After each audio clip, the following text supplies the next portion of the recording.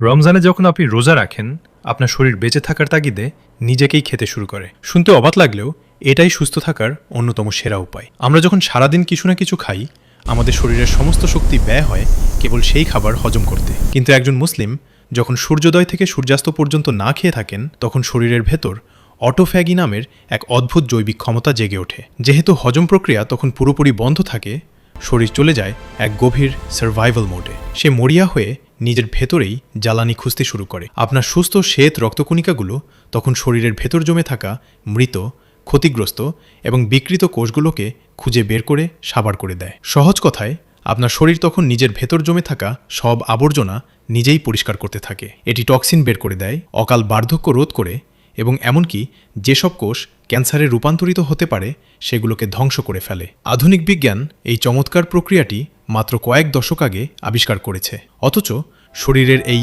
Ultimate biological factory reset বাটনটি চাপার নির্দেশ এসেছে আজ থেকে 1400 বছর আগেই।